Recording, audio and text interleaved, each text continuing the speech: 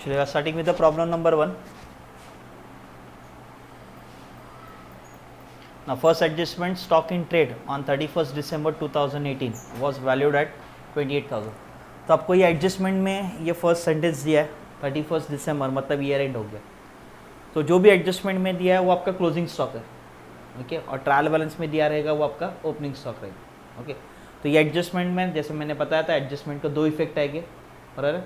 तो हम लोग देखते हैं दो इफेक्ट कहाँ आएंगे. फर्स्ट जाएगा ट्रेडिंग अकाउंट में पहला इफेक्ट. ओके ट्रेडिंग अकाउंट में ऊपर से 5 लाइन छोड़ना लिखना बाय क्लोजिंग स्टॉक 28,000.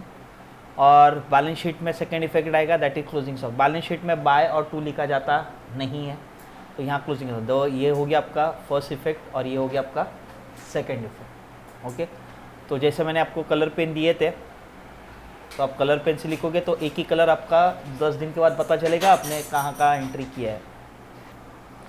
हम लोग का फर्स्ट एडजस्टमेंट हो चुका है. Now see the trial balance in your book. Trial balance देखते हैं हम लोग.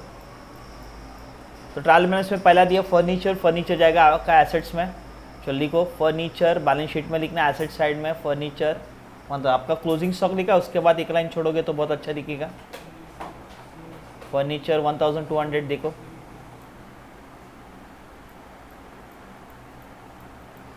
नेक्स्ट है बिल्डिंग. वहीं फर्नीचर के नीचे आएगा बिल्डिंग बराबर ना एसेट्स में ही जाएगा दैट इज 12,000.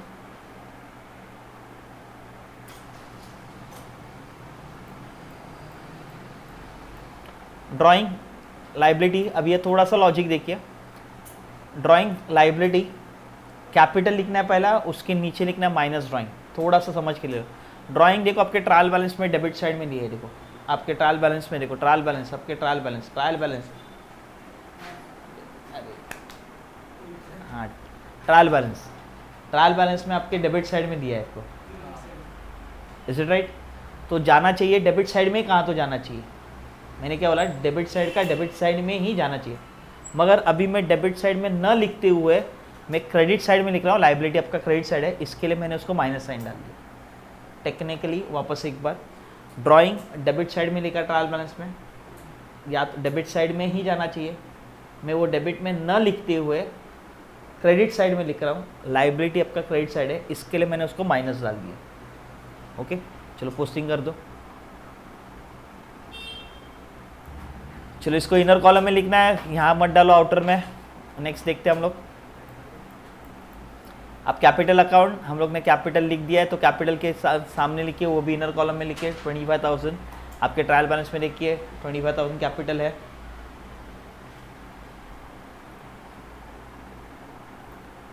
उसके बाद जाएगा आपका बैंक ओवरड्राफ्ट है वो भी लाइबिलिटी.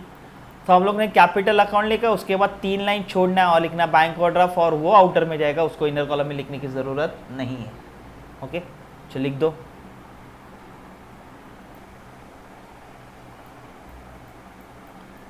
फिर आ जाए सन्ड्री क्रेडिटर्स. जो हम लोग ने बैंक ओवरड्राफ्ट लिखा उसके नीचे लिख दो सन्ड्री क्रेडिटर्स. बैंक ओवरड्राफ्ट लिखा उसके नीचे लिखो sundry creditors 11,000.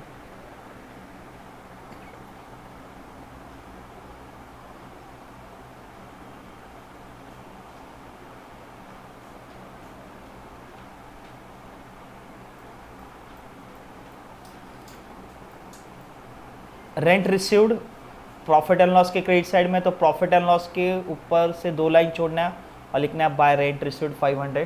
Profit and loss account में लिखना है आपको ऊपर से 2 लाइन छोड़ना और लिखना है बाय रेंट रिसीव्ड. नेक्स्ट आएगा बाय सेल्स. तो ट्रेडिंग अकाउंट में एकदम टॉप में लिखना है बाय सेल्स.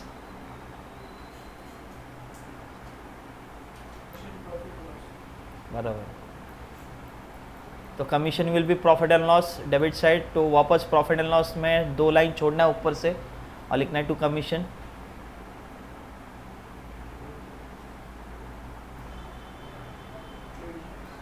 नेक्स्ट आएगा आपका परचेज ट्रेडिंग अकाउंट. तो ट्रेडिंग अकाउंट में पहला हर बार ओपनिंग स्टॉक ऊपर रहेगा और ओपनिंग स्टॉक के नीचे आपका परचेसेस रहेगा.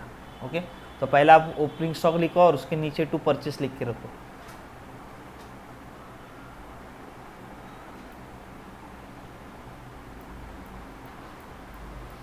तो ओपनिंग स्टॉक आ गया। चलो ओपनिंग स्टॉक के सामने लिखना है आपको 11,500। ओपनिंग स्टॉक के बराबर सामने लिखो 11,500। Okay,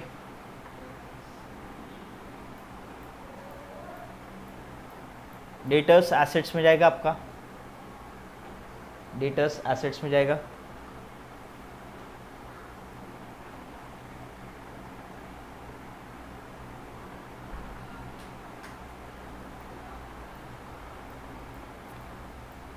discount, profit and loss के डेबिट में टू डिस्काउंट,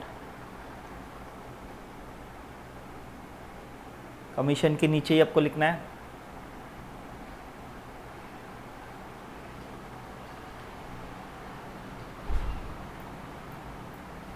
जनरल एक्सपेंसेस वो भी डिस्काउंट के नीचे आएगा, to general expenses.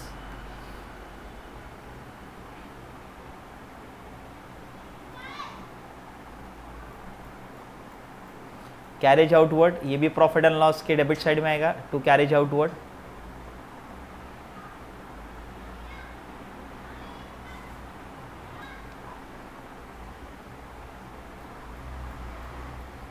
Wages, trading account जो हम लोग ने परचेस लिखा है उसके नीचे लिखो to wages 5,000।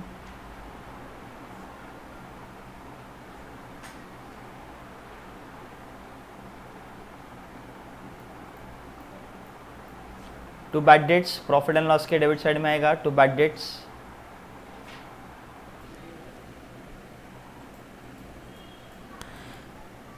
Prepaid insurance asset side में आएगा, प्रीपेड इंश्योरेंस।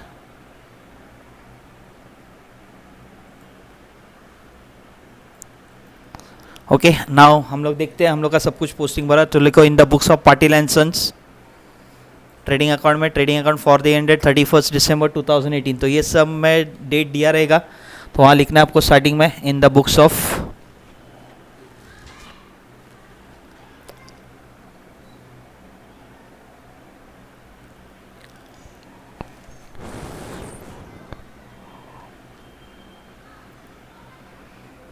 ओके।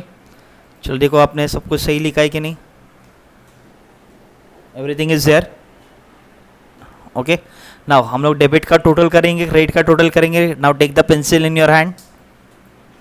चलो यहाँ अमाउंट लिख दो 78,500, यहाँ आएगा 1,03,500 इन डेबिट का टोटल और क्रेडिट का टोटल।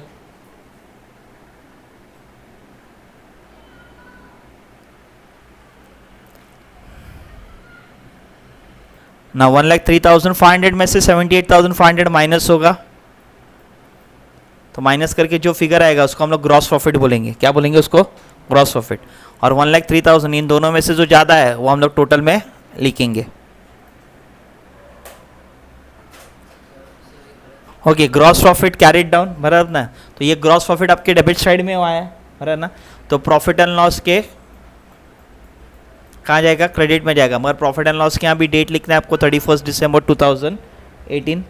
तो डेबिट से वो जाएगा क्रेडिट में। तो अब ये बैलेंस आ गया आपका, कहाँ से आएगा? डेबिट साइड में आ गया, बराबर ना। तो उसको हम लोग प्रॉफिट बोलेंगे। अगर इधर आता था तो हम लोग बोलते थे ग्रॉस लॉस बोलते थे। ओके, तो यहाँ से वो ट्रांसफ़र होगा प्रॉफिट एंड लॉस के क्रेडिट साइड में, ग्रॉस प्रॉफिट। अब देखिए आपका gross profit, profit and loss हम लोग का आपने लिखा वो सही है कि नहीं? नाउ हम लोग को डेबिट का टोटल करना पड़ेगा और क्रेडिट का टोटल करना पड़ेगा। नाउ सी, डेबिट का टोटल आपको पेंसिल से लिखना है। डेबिट का टोटल 6,900 है और क्रेडिट का टोटल 25,500 है।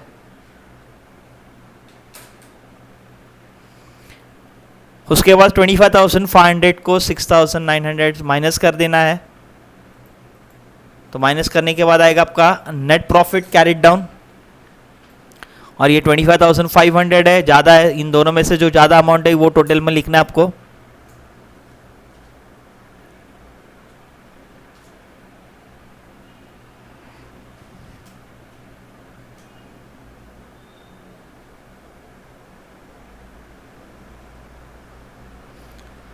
नाउ दिस 18,600 ट्रांसफ़र होगा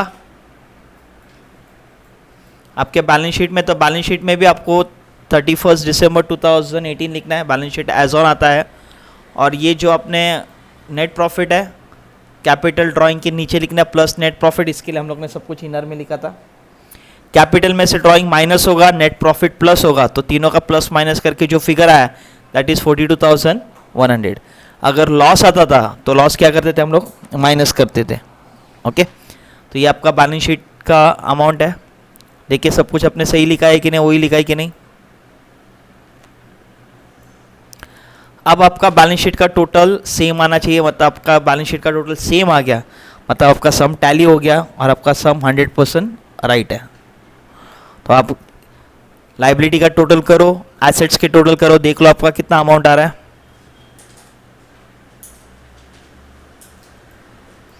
तो लाइबिलिटी का टोटल आ रहा है 55,100, एसेट्स का टोटल आ रहा है 55,100, मतलब आपका सम राइट है।